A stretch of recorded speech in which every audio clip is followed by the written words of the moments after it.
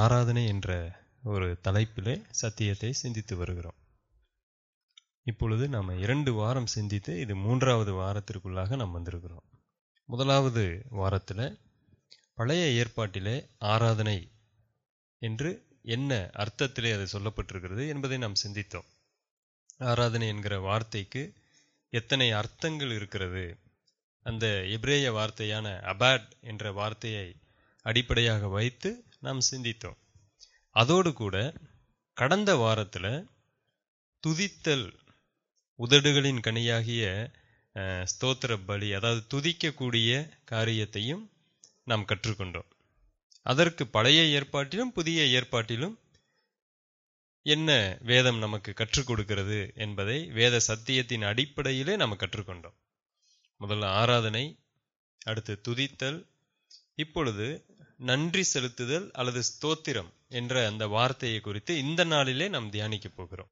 இந்த ஸ்தோத்திரம் என்கிற தமிழ் வார்த்தைக்கு சரியான ஒரு அர்த்தம் நம்மளால சொல்லவே முடியாது. அது ஒரு தமிழ் வார்த்தை அல்ல என்பது நமக்கு தெரியும். ஸ்தோத்திரம் என்பது தமிழ் வார்த்தையா, சமஸ்கிருதமா? அப்படியா? எனக்கு தெரியல. அது ஒருவேளை இலங்கை தமிழ் வார்த்தையா, வடமொழி சொல். ஆனா ஸ்தோத்திரம் என்கிற ஒரு வார்த்தைக்கு உண்மையாகவே என்னதான் அர்த்தம் என்று யாராலுமே சரியாக விளக்கி கூற முடியாது. வேற ஏதாவது அர்த்தம் இருக்கா? ஸ்தோத்திரம்னா என்ன அர்த்தம் சொல்லலாம்? ஏன்னா தமிழ் வேதாகமத்துல பல இடங்களிலே ஸ்தோத்திரம் என்கிற வார்த்தை வருகிறது. நன்றி செலுத்துதலுக்கும் ஸ்தோத்திரம் என்கிற வார்த்தை வருகிறது. தேவனை உயர்த்தி துதிக்கக்கூடிய இடத்திலும் ஆண்டவரே உமக்கு ஸ்தோத்திரம் உண்டாவதாக என்ற வார்த்தை வருகிறது.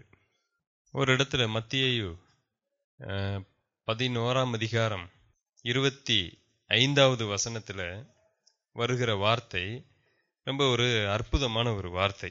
யாராவது எடுத்தவங்க வாசிக்க முடியுமா? மத்தேயு 11ஆம் அதிகாரம் 25வது வசனம்.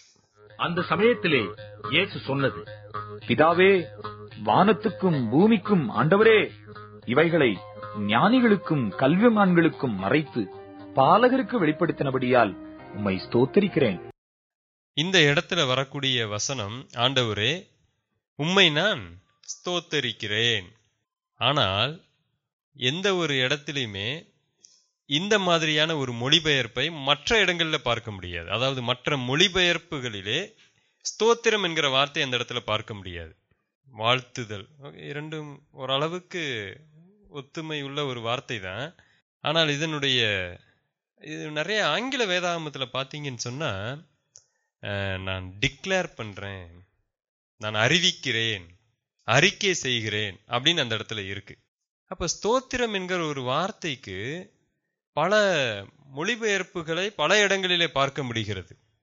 ஒரு இடத்துல துதித்தல், நன்றி, அறிவிக்கிறேன், இப்படி எல்லாம் இருக்கு. அதனாலதான் நாம என்ன பண்றோம்னா, இந்த மாதிரி குழப்பமான சூழ்நிலையில நம்ம மூல மொழிக்கு போகிறோம்.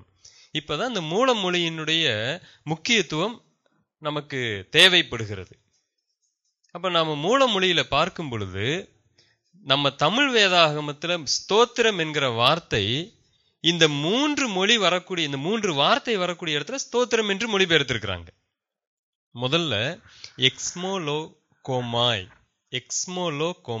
என்ற வார்த்தை கிரேக்க வேதாகமத்துல எங்கெல்லாம் வருகிறதோ அதையெல்லாம் ஸ்தோத்திரம் என்று தமிழ் வேதாகமத்துல மொழிபெயர்த்திருக்கிறாங்க. இன்னொன்று எலோகேட்டோஸ் என்று சொல்லக்கூடிய இந்த வார்த்தை எங்கெல்லாம் வருகிறதோ அதையும் ஸ்தோத்திரம் என்று மொழிபெயர்த்திருக்கிறாங்க. யூகாரிஸ்டியோ, இது எல்லாருக்கும் ரொம்ப பரிச்சயமான ஒரு வார்த்தை. இந்த வார்த்தையையும் அவர்கள் ஸ்தோத்திரம் என்று தான் மொழிபெயர்த்திருக்கிறாங்க. ஆனால் ஆங்கில வேதாகமத்துல இதையெல்லாம் சரியாக மொழிபெயர்த்திருக்கிறாங்க. சரியாக என்று சொன்னால் அந்த இடத்திற்கு தகுந்த மாதிரி மொழிபெயர்த்திருக்கிறாங்க. அதனால இது ஒவ்வொன்றுக்கும் உள்ள அர்த்தத்தை நாம பார்த்து அதன் பிரகாரம் இதை கற்றுக்கொள்ளும் பொழுது நமக்கு அது மிகுந்த பிரயோஜனத்தை கொடுக்கக்கூடியதா இருக்கும். முதல்ல எக்ஸோமோலோகோமாய் என்று சொல்லக்கூடிய வார்த்தை எங்கே வருதுன்னு பார்த்தா மத்தேயு 3ஆம் அதிகாரத்துல தான் முதலாக அந்த வார்த்தை வருகிறது. மத்தேயு 3ஆம் அதிகாரம் 6வது வசனம். அப்பொழுது எருசலேம் நகரத்தாரும் யூதேயா தேசத்தார் அனைவரும் யோர்தானுக்கு அடுத்த சுற்றுப்புறத்தார் யாவரும் அவனிடத்திற்கு போய் தங்கள் பாவங்களை அறிக்கையிட்டு யோர்தான் நதியில் அவனால் ஞானஸ்நானம் பெற்றார்கள். இங்கே தங்களுடைய பாவங்களை அறிக்கையிட்டு என்று சொல்லப்பட்டிருக்கிறது அல்லவா? தங்களுடைய பாவங்களை அறிக்கையிட்டு என்று சொல்லப்பட்டிருக்கிறது அல்லவா? அந்த அறிக்கை என்ற இடத்துல இந்த எக்ஸ்மோலோ கோமாய் என்கிற வார்த்தை தான் இருக்கு. அதை தமிழ் வேதாகமத்துல சரியாக அறிக்கை என்று மொழிபெயர்த்திருக்கிறாங்க. அதே வார்த்தை மத்தேயு 10ஆம் அதிகாரம் மத்தேயு 11ஆம் அதிகாரம் 25வது வசனம். இப்பொழுது நாம் சற்று முன்பு வாசித்தோம் அல்லவா? அந்த வசனம், ஆண்டவரே பாலகருக்கு நீர் இவற்றை வெளிப்படுத்தினபடியால் உமக்கு ஸ்தோத்திரம். இதே வார்த்தை தான். எக்ஸ்மோலோ கோமா என்கிற வார்த்தைக்கு 2 அர்த்தங்கள் உண்டு. ஒன்று அறிக்கை செய்தல், இன்னொன்று அல்லது வாழ்த்துதல், ஸ்தோத்திரம் செய்தல். அது தமிழ் வேதாகமத்துல ஸ்தோத்திரம் என்று போட்டிருக்கிறாங்க. ஒரு சில ஆங்கில வேதாகமத்துல அதை பிளஸட் என்று போட்டிருக்கிறாங்க, தேங்க்ஸ் கிவிங் என்று போட்டிருக்கிறாங்க. இப்படி அதை தேவனுக்கு நன்றி செலுத்துதல், ஸ்தோத்திரம், இப்படி பல இடங்கள்ல பலவாறு மொழிபெயர்த்திருக்கிறாங்க. ஓகே, அதனால இதுக்கு ஸ்தோத்திரம் என்கிற இன்னொரு அர்த்தமும் உண்டு. அடுத்து எலோ கேட்டோஸ் என்று சொல்லக்கூடிய வார்த்தை வெகு குறைவான இடங்கள்ல மாத்திரம்தான் புதிய ஏற்பாட்டுல பயன்படுத்தப்பட்டிருக்கிறது. எந்த இடத்துல உதாரணத்துக்கு சொல்ல போனா, இவரே சர்வத்திற்கும் மேலான ஸ்தோத்தரிக்கப்பட்ட தேவன் என்று ஒரு வார்த்தை வருகிறது அல்லவா? தேவனை உயர்த்தி வைக்கக்கூடிய ஒரு வார்த்தை தான் இந்த எலோ கேட்டோஸ். அதற்கும் ஸ்தோத்திரம் என்கிற வார்த்தை தான் தமிழ்ல போட்டிருக்கிறாங்க, உயர்த்துதல். கடைசி யுகாரிஸ்டியோ என்ற வார்த்தைக்கு நன்றி செலுத்தக்கூடிய ஒரு வார்த்தை தான் யுகாரிஸ்டியோ. எங்கெல்லாம் யுகாரிஸ்டியோ வருதோ ஆங்கில வேதாகமத்துல தேங்க்ஸ் என்று மொழிபெயர்த்திருப்பாங்க, நன்றி ஆண்டவரே. ஆனா தமிழ் வேதாகமத்துல அதையும் எப்படிதான் மொழிபெயர்த்திருக்கிறாங்க? ஸ்தோத்திரம் என்றுதான் மொழிபெயர்த்திருக்கிறாங்க. உதாரணத்திற்கு ஒரு சில வசனங்களை நாம பார்க்கலாம். இந்த கடைசி யுகாரிஸ்டியோங்கிறது மத்தேயு 15ஆம் அதிகாரம் 36வது வசனம். இது ரொம்ப முக்கியமான ஒரு வசனம், அதனாலதான் நான் இதை எடுத்து சொன்னேன். மத்தேயு 15:36. இங்க நாம வாசிக்கிறது என்னதுன்னா, ஆண்டவர் அந்த அப்பத்தை எடுத்து ஸ்தோத்திரம் பண்ணி எல்லாருக்கும் பங்கிட்டு கொடுத்தார். இதற்கு முன்பதாக இதை நம்ம வாசிக்கும் பொழுது ஸ்தோத்திரம் பண்ணினா அது என்ன செய்திருப்பாரு? ஒருவேளை அதை ஆசீர்வதிச்சிருப்பாரா? நமக்கு ஒன்றும் புரியல. ஆனா இப்ப என்ன தெளிவா புரியுதுன்னா, யுகாரிஸ்டியோ பண்ணி ஆண்டவர் அதை ஜனங்களுக்கு கொடுத்தாருன்னா, ஆண்டவரே இந்த அப்பத்துக்காக நன்றி, அவ்வளவுதான். வேற ஒண்ணுமே ஆண்டவர் சொல்லல. அவர் எந்த ஒரு மாயாஜால வார்த்தையும் அந்த இடத்துல பேசல, எந்த ஒரு மந்திர வார்த்தையும் சொல்லல.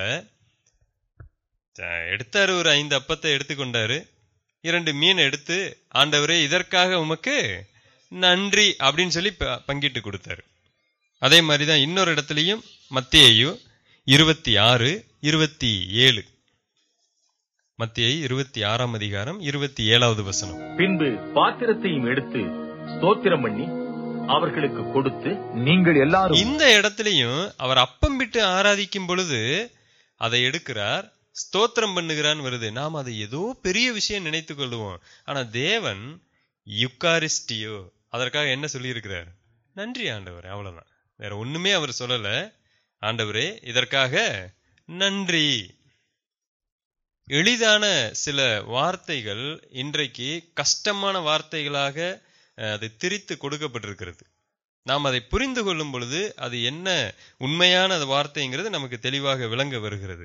நம்ம இன்னும் சத்தியத்திற்குள்ளாக போகல, ஜஸ்ட் ஒரு அறிமுகம் தான் இன்ன வரையும் நம்ம படித்து கொண்டிருக்கிறோம். அப்ப முதல்ல வரக்கூடிய எக்ஸ்மோலோகோமா என்கிற வார்த்தை அறிக்கை அல்லது ஸ்தோத்திரம் இரண்டுக்குமே பயன்படுத்தப்பட்ட ஒரு வார்த்தை தான் அது. அடுத்து எலோகேட்டோஸ் என்பது ஆண்டவரை உயர்த்தி சொல்லக்கூடிய ஒரு ஸ்தோத்திரம், உயர்த்தக்கூடிய ஒரு வார்த்தை. அடுத்து யுகாரிஸ்டியோ என்பது நன்றி மாத்திரம்தான். யாராவது நமக்கு ஏதாவது ஒன்றை செய்யும் பொழுது நாம அதற்கு நன்றி சொல்லுவோம் அல்லவா, இதுதான். தமிழ் வேதாகமத்துல இது அப்படியே ஸ்தோத்திரம் என்று மொழிபெயர்த்திருக்கிறாங்க. இப்ப முதல் வார்த்தைய ரொம்ப முக்கியமான வார்த்தை, அதை நாம சிந்திக்க போகிறோம். ஏன் அந்த எக்ஸ்மோலோமோகோமா என்கிறதை அறிக்கை என்றும் ஸ்தோத்திரம் என்றும் மொழிபெயர்த்திருக்கிறாங்க அப்படின்னு பார்த்தா, இந்த அறிக்கை என்கிற வார்த்தைக்கு ஒரு முக்கியத்துவம் உண்டு. இது சாதாரணமான வார்த்தை அல்ல. அறிக்கை என்கிற வார்த்தை சாதாரணமான வார்த்தை அல்ல. இந்த அறிக்கை என்பது ஆராதனையோடு அல்லது துதித்தலோடு சம்பந்தப்பட்ட ஒரு வார்த்தை, அல்லது ஸ்தோத்திரத்தோடு சம்பந்தப்பட்ட ஒரு வார்த்தை. அது வேதாகமத்துல அநேகருக்கு அதை சரியாக புரிந்து கொள்ளாததினாலே இந்த அறிக்கை என்ற ஒரு சத்தியத்தை குறித்து அவர்கள் அறியாமல் இருக்கிறாங்க. அதனால முதல்ல நாம் அந்த அறிக்கை என்ற ஒரு சத்தியத்தை நாம சிந்தித்தோம்னு சொன்னா, அடுத்து மற்றதுக்கு நாம கடந்து செல்லுவதற்கு அது ரொம்ப பயனுள்ளதா இருக்கும். இந்த அறிக்கை என்கிற வார்த்தை வேதாகமத்துல நீங்க அநேக இடங்கள்ல கேள்விப்பட்டிருக்கீங்களா? அறிக்கை. யாராவது இதுக்கு ஒரு நல்ல விளக்கம் சொல்ல முடியுமா? அறிக்கை செய்தல் அப்படின்னா நிறைய இடங்கள்ல அதான் நீங்க சொன்னதெல்லாம் கரெக்ட் தான். ஒப்புரவா? உண்மையை மறைக்காமல் சொல்லுதல். ரைட்டு. உண்மையை மறைக்காமல் சொல்லுதல் வேற. ஒப்புக்கொள்ளுதலா வேற. உண்மையை மறைக்காமல் சொல்லுவது, எல்லாருக்கும் முன்னாடியும் அதை தைரியமா சொல்லணும். சாட்சி சொல்லுதல். இந்த அறிக்கை என்பதற்கான இந்த 3 விளக்கத்தையும் நீங்க டிக்ஷனரியில பார்க்கலாம். அதை தான் நீங்க சொல்லி இருக்கிறீங்க. 100க்கு 100% இது சரி. ஆனா இது 3ம் ஸ்தோத்திரத்தோடு சம்பந்தப்பட்டிருக்கிறது. எக்ஸ்மோலோகோமாய் என்கிற அந்த வார்த்தை தேவனுக்கு துதியையும் அல்லது ஸ்தோத்திரத்தையும் கொடுக்கக்கூடிய ஒரு வார்த்தை. இந்த அறிக்கை என்பது எப்படி தேவனுக்கு ஸ்தோத்திரத்தையும் அல்லது துதியையும் கொடுக்கக்கூடிய ஒரு வார்த்தையா இருக்க முடியும்? அதை தான் நம்ம சிந்திக்க போகிறோம். இந்த அறிக்கை என்கிற ஒரு சத்தியத்தை இன்றைக்கு நாம சிந்தித்தாலே பல விஷயங்களுக்கு தெளிவு கிடைத்து விடும். ஆனா இந்த அறிக்கை என்பதை சாதாரணமாக ஜனங்கள் இன்றைக்கு போதித்துக் கொண்டிருக்கிறாங்க. ஒரு வசனத்தை வாசிக்கலாம். ரோமர் 15ஆம் அதிகாரம் 9வது வசனம். புறஜாதியாரும் இரக்கம் பெற்றது நிமித்தம் தேவனை மகிமைப்படுத்துகிறார்கள் என்றும் சொல்லுகிறேன். அந்தப்படி இது நிமித்தம் நான் புறஜாதிகளுக்குள்ளே உம்மை அறிக்கை பண்ணி உம்முடைய நாமத்தை சொல்லி சங்கீதம் பாடுவேன் என்று எழுதியிருக்கிறது. இது நிமித்தம் புறஜாதிகளுக்குள்ளே உம்மை அறிக்கை பண்ணி என்ன பண்ணுவேன்? நானு உம்முடைய நாமத்தை குறித்து சங்கீதம் பாடுவேன் என்று எழுதி இருக்கிறது. அப்படின்னா நிச்சயமா இது எங்க இருக்குங்க? பழைய ஏற்பாட்டுல இருக்கிறது. 2 இடங்களிலே இந்த வார்த்தை வருகிறது. அதே போல 2 இடங்கள்ல வருது. ஆனா ஒரே ஒரு எழுத்து மாத்திரம் வித்தியாசமா வருது. அங்கதான் நம்ம யோசிக்க வேண்டி இருக்கு. இங்கே பவுல் எப்படி எழுதுகிறாரோ அதே மாதிரி பழைய ஏற்பாட்டு காலத்துல இல்ல, ஒரே ஒரு எழுத்து மாத்திரம் வித்தியாசமா இருக்கு. எடுத்து வாசிக்கலாம். சங்கீதம் 18:49 வசனம். சங்கீதம் 18:49. இது நிமித்தம் கர்த்தாவே, ஜாதிகளுக்குள்ளே உம்மை துதித்து உம்முடைய நாமத்திற்கு சங்கீதம் பாடுவேன். இது நிமித்தம் கர்த்தாவே, ஜாதிகளுக்குள்ளே உம்மை துதித்து. அதே வார்த்தை வருதுங்களா? இது நிமித்தம் கர்த்தாவே, ஜாதிகளுக்குள்ளே உம்மை துதித்து. அங்க எப்படி வந்துச்சுங்க? Very good. இதை நீங்க கண்டுபிடிச்சிட்டீங்க. அங்க என்ன வந்ததுன்னா, ஜாதிகளுக்குள்ளே உம்மை அறிக்கை பண்ணி என்று சொன்னால், உம்மை குறித்து நான் உண்மையை மறைக்காமல், உம்மை குறித்து என்னெல்லாம் உண்மை இருக்கோ அதெல்லாம் நான் ஒப்புக்கொண்டு உம்மை குறித்து தைரியமா சாட்சி சொல்லி, அததான் பழைய ஏற்பாட்டு காலத்துல எப்படி அடக்கிட்டாங்க? துதித்து. உம்மை ஜாதிகளுக்குள்ளே துதித்து. இதே வசனம் அல்லது இதே வார்த்தை இன்னொரு இடத்துலயும் இருக்கிறது. அது 2 சாமுவேல் 22ஆம் அதிகாரம் 50வது வசனம்.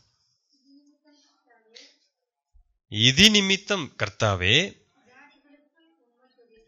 ஜாதிகளுக்குள் உம்மை துதித்து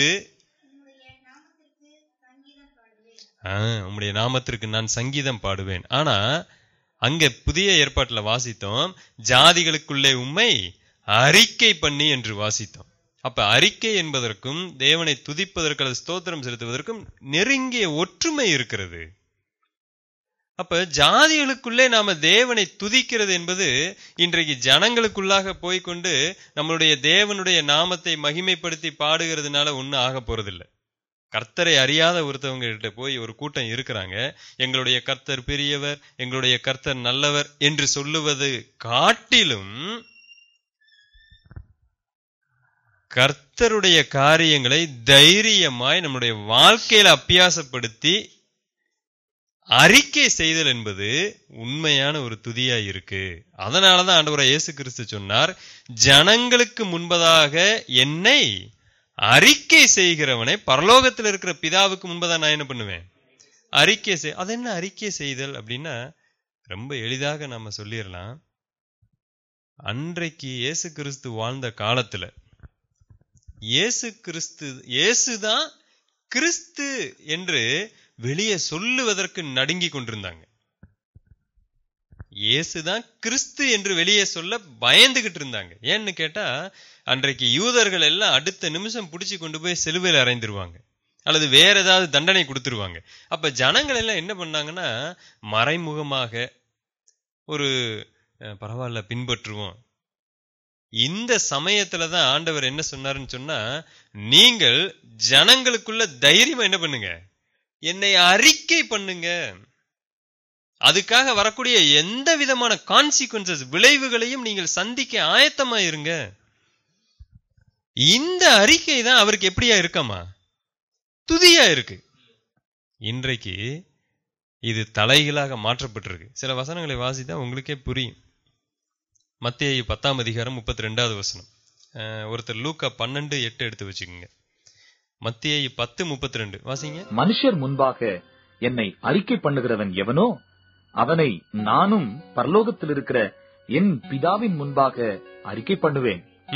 லூக்கா 12:8. அன்றியும் நான் உங்களுக்கு சொல்லுகிறேன், மனுஷர் முன்பாக என்னை அறிக்கை பண்ணுகிறவன் எவனோ அவனை மனுஷகுமாரனும் தேவதூதர் முன்பாக அறிக்கை பண்ணுவார். யோவான் 9ஆம் அதிகாரம் 22வது வசனம். இது ரொம்ப முக்கியமான ஒரு வசனம். யோவான் 9:22. அவனுடைய தாய் தகப்பன்மார் யூதர்களுக்கு பயந்ததினால் இப்படி சொன்னார்கள். ஏனெனில் இயேசுவை கிறிஸ்து என்று எவனாவது அறிக்கை பண்ணினால் அவனை தேவாலயத்துக்கு புறம்பாக்க வேண்டும் என்று யூதர்கள் அதற்கு முன்னமே கட்டுப்பாடு செய்திருந்தார்கள். பாத்தீங்களா? இயேசுவை கிறிஸ்து என்று யாராவது அறிக்கை பண்ணினால் அவனை என்ன பண்ணணும்? ஜெபாலயத்தை விட்டு புறம்பாக்கி போடணும். இந்த சூழ்நிலையில யாராவது இயேசுவை கிறிஸ்து என்று அறிக்கை செய்ய முடியுமா? இப்பதான் அறிக்கை செய்யணும்னு அவர் விரும்புறார். இப்ப அறிக்கை செய்யும் பொழுதுதான் அது உண்மையாகவே அவருக்கு மகிமையை தரக்கூடிய ஒரு விஷயமா இருக்கு. அதனாலதான் அவர் தைரியமா சொல்லுவார், ஜாதிகளுக்குள்ள உண்மை நான் என்ன பண்ணுவேன்? அறிக்கை செய்வேன், என்ன ஆனாலும் சரி, அதனால என்ன விளைவுகளை சந்தித்தாலும் சரி. யோவான் 12ஆம் அதிகாரம் 42வது வசனம்.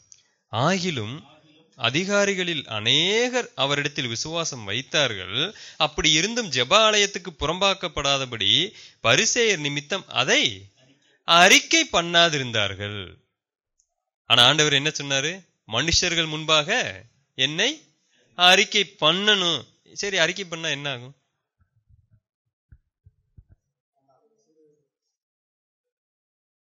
பாடுகளை சந்திக்க வேண்டி வரும்.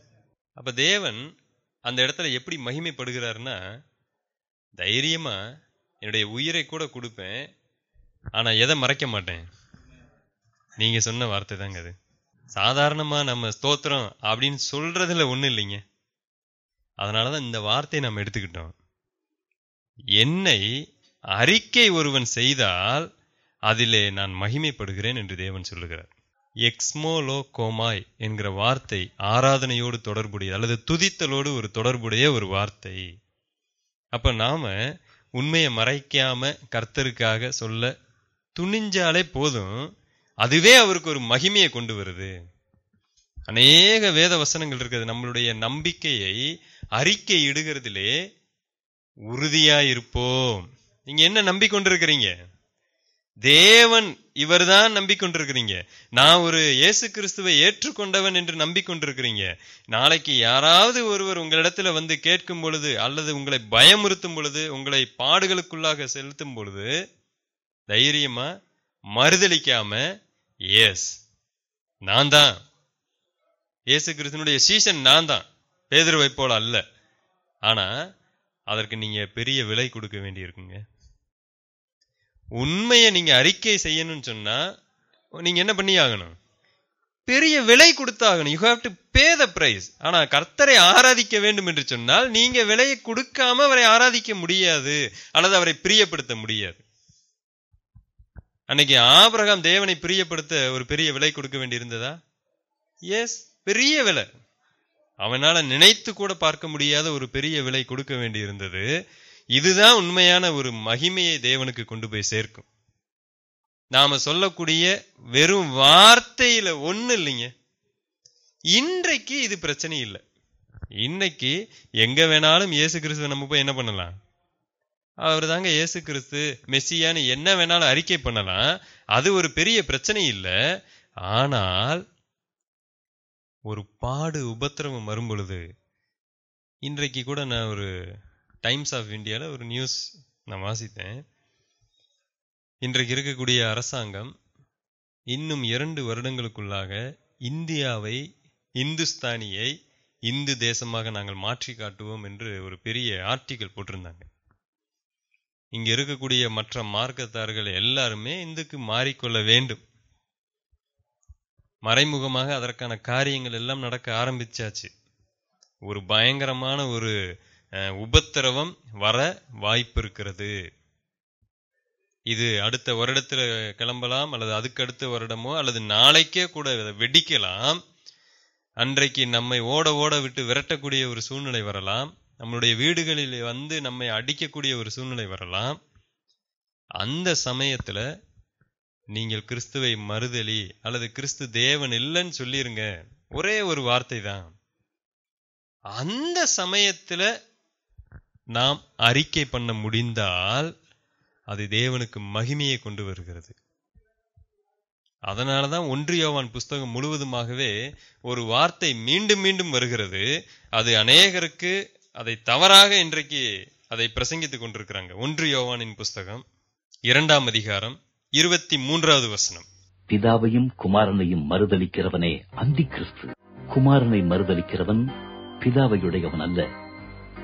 குமாரனை அறிக்கையிடுகிறவன் பிதாவையும் உடையவனாயிருக்கிறான். குமாரனை அறிக்கை இடுகிறவன் பிதாவை உடையவனாய் இருக்கிறான். இது இன்னைக்கு செய்ய முடியாதான்னு நான் கேட்கிறேன். இன்னைக்கு சபையில் இருக்கக்கூடிய எல்லாரும் இதை என்ன பண்ண முடியும்? தாராளமா சொல்ல முடியும்.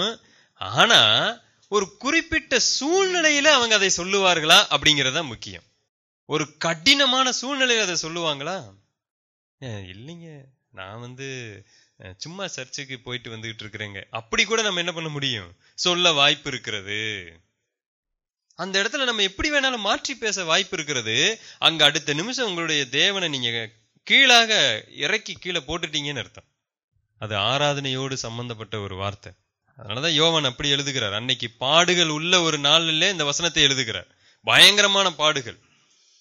அப்பொழுதுதான் நீரோ மன்னனுடைய கொடுங்கோல ஆட்சி முடிந்திருக்கிறது. யோவான் இதை எழுதும் பொழுது, நீரோ என்று சொல்லும் பொழுது அவன் ரோம் தேசம் பற்றி எரியும் பொழுது பிடில் வாசித்த ஒரு மன்னன். அப்போஸ்தலனாகிய பவுலையும் பேதுருவையும் கொன்றவன் அந்த நீரோ மன்னன் தான். அது மாத்திரமல்ல, எத்தனையோ கர்த்தருடைய பிள்ளைகளை கொன்றவன் அவன். பயங்கரமான பாடுகளின் சமயத்துலதான் கிறிஸ்துவை உங்களால் அறிக்கை பண்ண முடியலன்னு சொன்னா உங்களிடத்துல கர்த்தர் இல்ல அப்படின்னு தெளிவா சொன்னார்.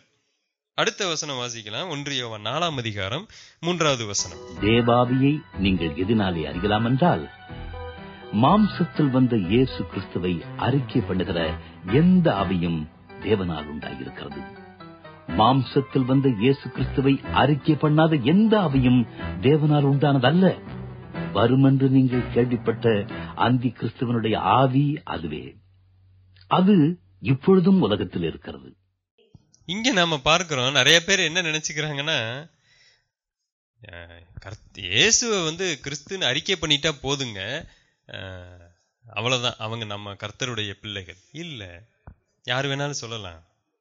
The time of persecution, பயங்கரமான சூழ்நிலையில அல்லது பாவம் செய்யக்கூடிய சூழ்நிலையில மாம்சத்தில் வந்த இயேசு கிறிஸ்துவை அறிக்கை பண்ணாத. ஏன் மாம்சத்தில் வந்த இயேசு கிறிஸ்துவின்னு சொல்லப்பட்டிருக்குன்னா, இயேசு கிறிஸ்து மாம்சத்தில் வந்தார். எதற்காக வந்தார்?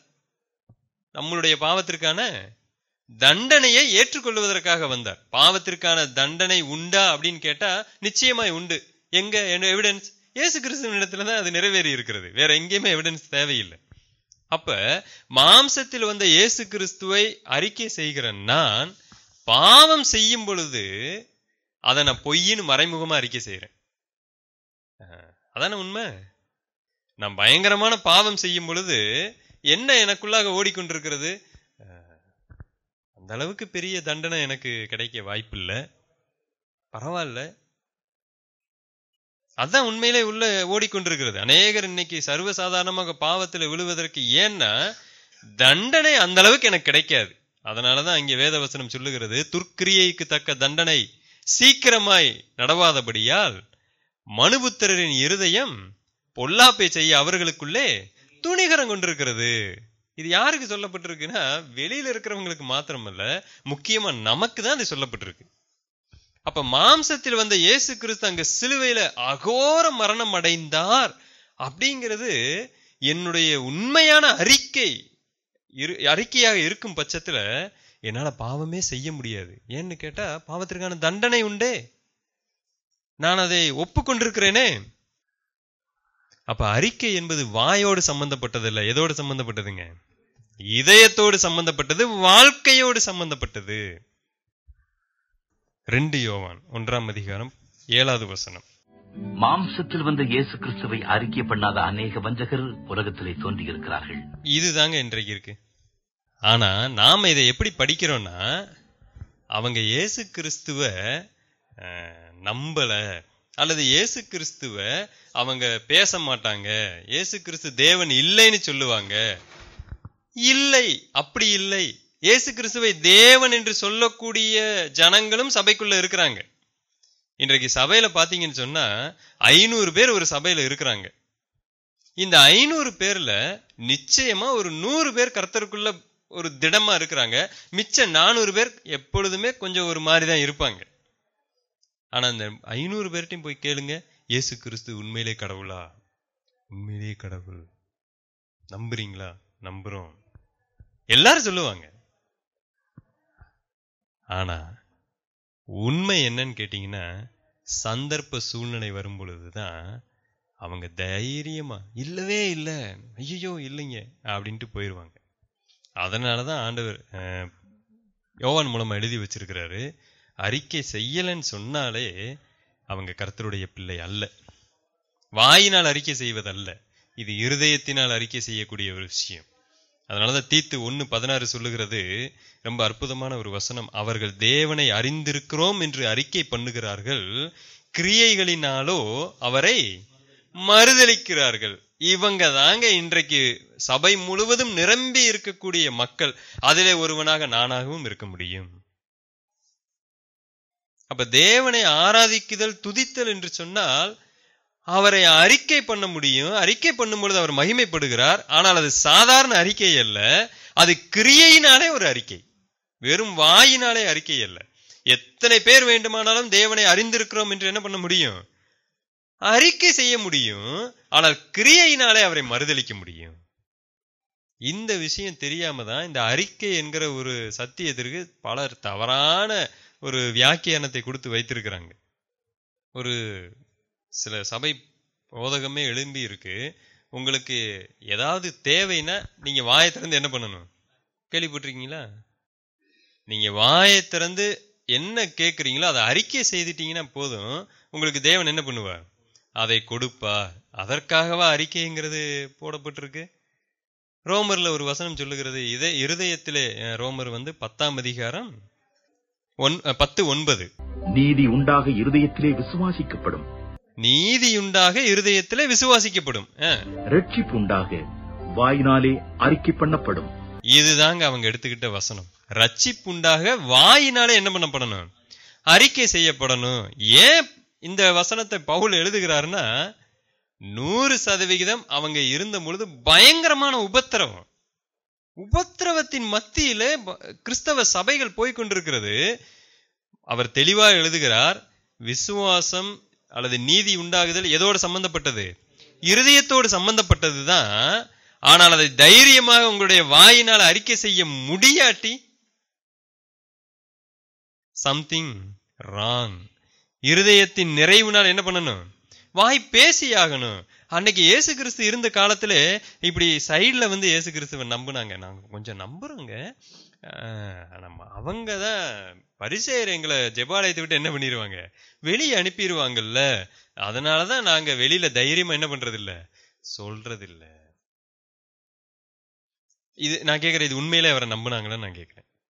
அவர் என்ன வார்த்தை சொன்னாருன்னா, தேவாலயத்திலும் நான் யாருங்க பெரியவர்னு சொல்லியாச்சு. அதை அவங்க நம்பல. இந்த தேவாலயம் தான் என்னது ரொம்ப பெருசு, அதுல இருந்து எங்களை என்ன பண்ணிடுவாங்க, வெளியே அனுப்பிடுவாங்க. நீங்க அந்த அளவுக்கு பெரிய ஆள் கிடையாது.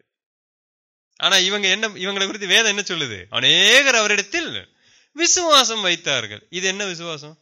அதனாலதான் ரோமர்ல தெள்ள தெளிவாய் சொல்லப்பட்டிருக்கிறது, நீங்கள் விசுவாசித்தால் அறிக்கை உங்களால் செய்ய முடியும், வாயினால் தைரியமாக மற்றவர்களுக்கு முன்பதாக சொல்ல முடியும். நம்மளுடைய நம்பிக்கையை நாம எந்தெந்த இடங்கள்ல சரியா உபயோகிக்கிறோமா, தெளிவாய் நாம பேசுகிறோமா? 10 பேர் இருக்கிற இடத்துல நான் கர்த்தரை விட்டு கொடுக்காமல் கர்த்தருக்காக நிற்கிறேனா? நம்ம போய் வாக்குவாதம் பண்ண சொல்லல, தயவுசெய்து அந்த ஏரியாவுக்கு போகாதீங்க. அது தேவன் அந்த காரியத்தை செய்ய சொல்லல. நம்ம போய் விதண்டாவிதம் பண்ணல, என்னுடைய கருத்தை நீங்கள் நம்பியே ஆகணும்னு திணிக்க சொல்லல.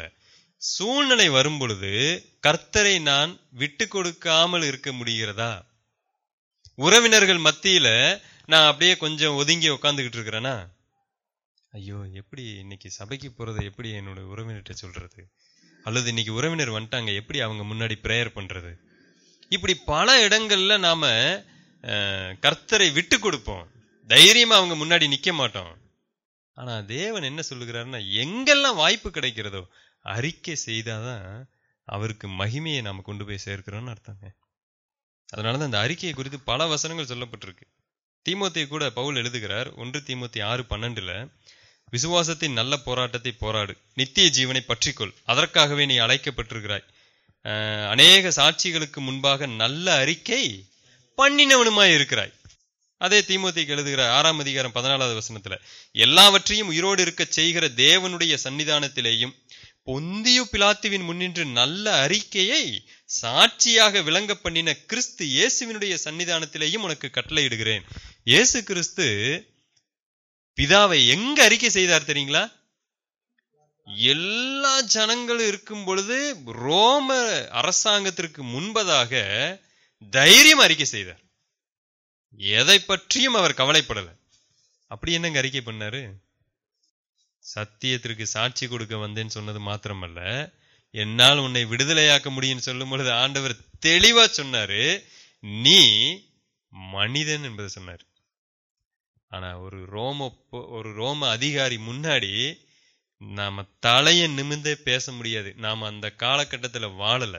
அது சாதாரண வார்த்தை அல்ல. நீ யாரு? சாதாரண ஒரு ஆள். பிதாவினிடத்திலிருந்து உனக்கு ஒரு அதிகாரம் கொடுக்கப்படாட்டி என் மேல் உனக்கு அதிகாரமே இல்லப்பா. அப்ப அங்க தேவனை மகிமைப்படுத்துகிற இதுதான் சரியான அறிக்கை. இப்ப நாம எப்படி அறிக்கை செய்யறோம்? பல இடங்கள்ல நாம தேவனை மறைமுகமா விட்டு கொடுத்துருவோம். எங்க சபையில அடிக்கடி சொல்லுகிற ஒரு உதாரணம், அது உதாரணம் அல்ல, உண்மை சம்பவம். என்னுடைய உறவினர்கள் சென்னையில ஒரு சபையில ஆராய்ச்சி கொண்டிருக்கிறாங்க. பெரிய சபை, அதிக பொருட்செலவில் கட்டப்பட்ட ஒரு சபை. அந்த சபைக்கு ஒரு சின்ன பிரச்சனை வந்தது. என்ன வந்ததுன்னா, மெட்ரோ ரயில் திட்டம் என்று சொல்லக்கூடிய அந்த ரயில் திட்டம் அந்த சபைக்கு குறுக்காக போகக்கூடிய ஒரு நிலைமை ஏற்பட்டுச்சு. அந்த கவர்மெண்ட் அதை குறுக்காக வந்து பிளான் பண்ணிட்டாங்க. அப்ப என்ன ஆகுனா, இவ்வளவு பொருட்செலவில் கட்டப்பட்ட அந்த இது எல்லாமே இடிக்கப்பட்டு போகும். அதுக்கு பதிலாக கவர்மெண்ட் எங்கேயாவது ஒரு இடத்துல ஒரு இடம் கொடுப்பாங்க, சும்மா ஏதோ ஒரு தொகையை கொடுப்பாங்க, அவ்வளவுதான். பயங்கர நஷ்டம் ஏற்படும். அப்ப இவங்க என்ன பண்ணாங்க, கொஞ்ச நாள் பிரேயர் பண்ணிட்டு, அப்ப இருந்த தலைவர் வந்து முதலமைச்சர் வந்து கருணாநிதி, அவரிடத்துல போய் நாம என்ன பண்ணலாம், மனு கொடுக்கலான்னு மற்றவர்களுடைய ஆலோசனையின் பேர்ல இவங்க சர்ச்சுடைய நோட் பேடை எடுத்து, இந்த மாதிரி எங்களுக்கு இந்த மாதிரி ஒரு பிரச்சனை இருக்கு, இவ்வளவு பொருட்செலவு நாங்க செலவழித்து இருக்கிறோம், இதனால பல பாதிப்புகளுக்கு நாங்க உள்ளாவோன்னு எல்லாரும் சைன் பண்ணி ஒரு 3-4 மூப்பர்களோடு ஊழியர்காரங்க எல்லாம் போய் அவரை பார்க்கறதுக்கு பெர்மிஷன் வாங்கி அங்க போய் கொடுத்துட்டாங்க. அப்ப அவர் அதை கலைஞர் வாங்கி அதை பார்த்தாரு. பார்த்துட்டு, ஓ இந்த விஷயத்துக்காகவா, சரி பரவாயில்ல. ஆனா மேல ஒரு வசனம் போட்டிருக்கிறீங்க உங்க சர்ச்சு லெட்டர் பேர்ல, என்ன வசனம் போட்டிருக்கிறீங்க? அதுங்கய்யா, கர்த்தரால் கூடாத காரியம் ஒன்றும் இல்லைன்னு நாங்க போட்டிருக்கிறோம். ஓ நல்ல வசனம், அப்புறம் ஏன் என்கிட்ட வந்தீங்க? அவர் அடுத்த கேள்வியா தான் கேட்டிருக்கிறார். உண்மையாகவே இவங்க தேவன் அங்க என்ன பண்ணியிருக்கிறாங்க, கனவீனப்படுத்தி இருக்கிறாங்க. அந்த இடத்துல நாம இருந்தாலும் அதைத்தான் செய்திருப்போம். இந்த மாதிரி எத்தனை இடத்துல நம்முடைய தேவனை கனவீனப்படுத்தி இருப்போம். ஆராதனை என்பது வாயினாலே சொல்லுவதல்ல ஆராதனை, கிரியையினாலே அவரை அறிக்கை செய்தல் தான் ஆராதனை. அங்கே வேதவசனம் என்ன சொல்லுகிறது? கர்த்தரால் கூடாத காரியம் ஒன்றுமில்லை என்பதை நம்மளுடைய கிரியை அறிக்கை செய்ய வேண்டும். வாய் அறிக்கை செஞ்சிருச்சு, ஏன்னா அவங்க லெட்டர் பேர்ல அடிச்சுட்டாங்க. அதுக்கு பேர் என்னது? வாயால ஒரு அறிக்கை. ஆனா கிரியை என்ன பண்ணல, அதை அறிக்கை செய்யல. அப்ப நம்ம பல இடங்கள்ல இந்த மாதிரி கோட்டை விட்டுருப்போம். அப்ப தேவனுக்கு அது ஒரு சிறந்த ஆராதனையா இருக்க முடியுமா? கொஞ்சம் நல்லா யோசித்து பாருங்க. ஆனா அதெல்லாம் செய்யாம நம்ம சபையில போய் பயங்கரமா துதிச்சுக்கிட்டு இருப்போம். அது உண்மையில ஒரு ஆராதனை இல்லைங்க. அப்ப துதிக்க கூடாதா பிரதர்? நம்ம அப்படி சொல்லல. உள்ள இல்லாம என்ன இல்லை, ஒண்ணு இல்லை. அதனாலதான் தேவனை அறிந்திருக்கிறோம் என்று அறிக்கை பண்ணுகிறார்கள். எங்க அறிக்கை பண்றாங்க? ஞாயிற்றுக்கிழமை நாம் அறிக்கை பண்ணுகிறோம். எங்களை போல தேவன் உலகத்துல யாரும் கிடையாது, அவர் வல்லவர் வல்லவர். நிறைய புஸ்தகங்களை வைத்துக்கொண்டு 1000 ஸ்தோத்திர பலிகளை வைத்துக்கொண்டு பல வகையில நாம் அறிக்கை செய்யறோம், கிரியையினாலே மறுதலிக்கிறோம்.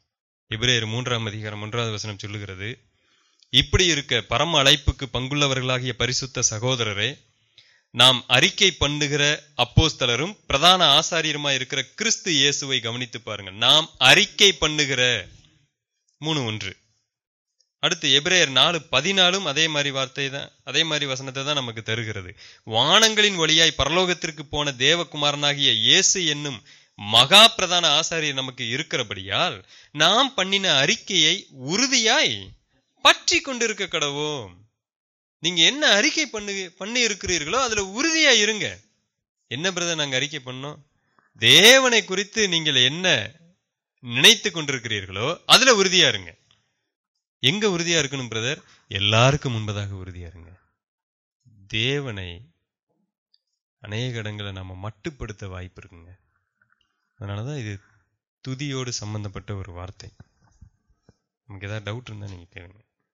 சில இடங்கள்ல வேறு மாதிரியும் நம்ம அறிக்கை செய்ய முடியும் தேவனை. அப்போஸ்தல நடவடிக்கைகளின் புஸ்தகம் 19ஆம் அதிகாரம் 18-19 வசனத்தை யாராவது வாசிங்க.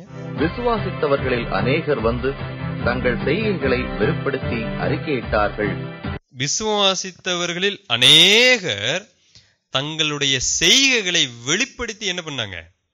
அறிக்கையிட்டார்கள். இதுவும் கூட ஒரு வகையில தேவனுக்கு மகிமையை கொண்டு வருகிற விஷயம். எப்படி? இது என்ன அறிக்கை? என்ன அறிக்கைனா, கர்த்தர் தங்களுடைய பாவத்தை எதையெல்லாம் சுட்டி காமிச்சாரோ அதையெல்லாம் என்ன பண்ணாங்க? இதையெல்லாம் சுட்டி காமிச்சாரு அப்படின்னு சொல்லி அறிக்கை பண்ணாங்க. இது எவ்வளவு பெரிய ஒரு விஷயம்! இது நாள் வரைக்கும் எத்தனையோ பேர் இவங்களை பரிசுத்தவான்கள் மகான்கள்னு சுத்தியில நினைச்சுக்கிட்டு இருந்தாங்க. எப்பொழுது வசனம் வந்ததோ வந்து தங்களுடைய பாவத்தை எல்லாம் சொல்லி அறிக்கை செய்தாங்க. இது தேவனுக்கு மகிமையை கொடுக்கக்கூடிய ஒரு விஷயங்க உண்மையிலே. அதற்காக நாம் அடிக்கடி சொல்லுவதுண்டு, எல்லாருக்கும் முன்பதாக சில பாவங்களை நம்மால் அறிக்கை செய்ய முடியாது. அது மற்றவர்களை விழத்தள்ளக்கூடிய ஒரு விஷயமா கூட இருக்கலாம். ஆனால் மற்றவர்களுக்கு பிரயோஜனம் உண்டாகக்கூடிய பல பாவங்களை என்னால் அறிக்கை செய்ய முடியும். நான் திருடுகிறவனா இருந்தா தைரியமா எல்லாரும் முன்னாடியும் நான் பாவத்தை அறிக்கை செய்ய முடியும். இதனால மற்றவங்க என்னை பத்தி என்ன நினைத்தாலும் பரவாயில்ல. வேற பாலியல் சம்பந்தப்பட்ட பாவத்தை மாத்திரம்தான் மற்றவர்களுக்கு முன்பதாக சொல்ல முடியாது. இதனாலே பலர் பாதிக்கப்பட வாய்ப்பு இருக்கு. அப்ப அந்த இடத்துல நம்ம கொஞ்சம் ஞானத்தை பயன்படுத்துகிறோம். நம்ம அதனால எவ்வளவு இடங்கள்ல தேவனை மகிமைப்படுத்த முடியும். அடுத்த வசனத்தை வாசிங்க. மாய வித்தைக்காரராயிருந்தவர்களில் அநேகர் தங்கள் புஸ்தகங்களை கொண்டு வந்து எல்லாருக்கும் முன்பாக சுட்டரித்தார்கள். அவைகளின் கிரயத்தை தொகை பார்த்து 50,000 வெள்ளிக்காசாக கண்டார்கள். கொஞ்சம் நல்ல நிறுத்தி நிதானமா இதை பாருங்க. மாய வித்தைக்காரர்கள் வேறு விதமா அறிக்கை செய்தாங்க. எப்படி அறிக்கை செய்தாங்கன்னா, இது நாள் வரைக்கும் நாங்கள் நம்பிக்கொண்டிருந்த இந்த ஒரு மதம் பொய் என்பதை எப்படி அறிக்கை செய்தாங்கன்னா, அதை எரிச்சு காமிச்சாங்க. என்னங்க இதுல எரிக்கிறதுல என்னங்க இருக்கு? அதனுடைய ரேட்டு பாருங்க எவ்வளவு வந்துச்சுங்க. அப்ப என்னங்க இவ்வளவு காசா இருக்கும்? நான் நினைக்கிறேன் அந்த மாயவத்தில தங்க தகடுகளிலும் வேறு சில காரியங்களிலும் பண்ணியிருப்பாங்க. 50,000 வெள்ளிக்காசு எவ்வளவுன்னு நினைக்கிறீங்க? இயேசு கிறிஸ்து 5000 பேருக்கு சாப்பாடு போடுவதற்காக அவர் சீஷர்களை அழைக்கும் பொழுது சீஷர்கள் ஒரு வார்த்தை சொன்னார், இவ்வளோ பேருக்கு சாப்பாடு போடணும், நம்மகிட்ட 200 சாதாரண பணங்க, 200 பணம் இருந்தாதான் இவ்வளோ பேருக்கு நாங்க சாப்பாடு போட முடியும். இங்க எவ்வளவு பணம் இருக்குங்க? 50,000 பணம் கிடையாது, 50,000 வெள்ளி. அப்ப கொஞ்சம் யோசித்து பாருங்க, இன்னைக்கு 5000 பேருக்கு சாப்பாடு போடணும்னா எவ்வளவு ஆகுங்க? ஒரு 20,000 ஆகுமா? கூட ஆகும். 40,000 வெறும் 5000 பேருக்கு சாப்பாடு போடுறதுக்கு 40,000 ரூபாய் நமக்கு தேவைப்படுது. 40,000 மதிப்பு வெள்ளி கணக்கு பண்ணிக்கங்க. சாரி, அந்த மாதிரி ஒரு பல மடங்கு 50,000ங்கிறது நான் நினைக்கிறேன் கோடி கணக்குல இருக்குன்னு நினைக்கிறேன். அப்ப சுத்தியில் இருந்தவங்க எப்படி மகிமைப்பட்டிருப்பாங்க, அல்லது தேவனை மகிமைப்படுத்தி இருப்பாங்க. சகையை அதே மாதிரி தாங்க மகிமைப்படுத்தினாரு தேவனை. ஆண்டவரே, நான் ஏதாவது அதிகமா வாங்கி இருந்தா ஒண்ணுக்கு இது இன்னைக்கு நடக்குமா? அவர் 1 கோடி ரூபா சொத்து சம்பாதிச்சிருக்கிறாரு. அதுல அநியாயமா சம்பாதித்தது 50 லட்சம்னு வச்சுக்கலாம். ஓகேவா? அவ்வளவு இருக்காதா? 1 கோடியுமே அநியாயமா? அப்ப அவரு இப்ப என்னவா மாறி இருப்பாரு? கடனாளியா மாறி இருப்பாருங்க. இதுக்கு முன்னாடி எப்படி இருந்தாரு? கர்த்தர் வராதுக்கு முன்னாடி எப்படி இருந்தாரு? பணக்காரரா இருந்தாரு. இப்ப கர்த்தர் இயேசு கிறிஸ்து வீட்டுக்கு கூட்டிட்டு போனாரு, என்ன எப்படி ஆயிட்டாரு? ஆனா இயேசு கிறிஸ்து இப்ப என்ன சொன்னாரு தெரியுங்களா? இந்த வீட்டிற்கு இப்பொழுது ரட்சிப்பு வந்ததுன்னு சொன்னாரு. அப்ப இன்னைக்கு நாம என்ன போதிக்கிறோம்? இயேசு கிறிஸ்து உங்க வீட்டுக்கு வந்தா என்ன ஆகும்?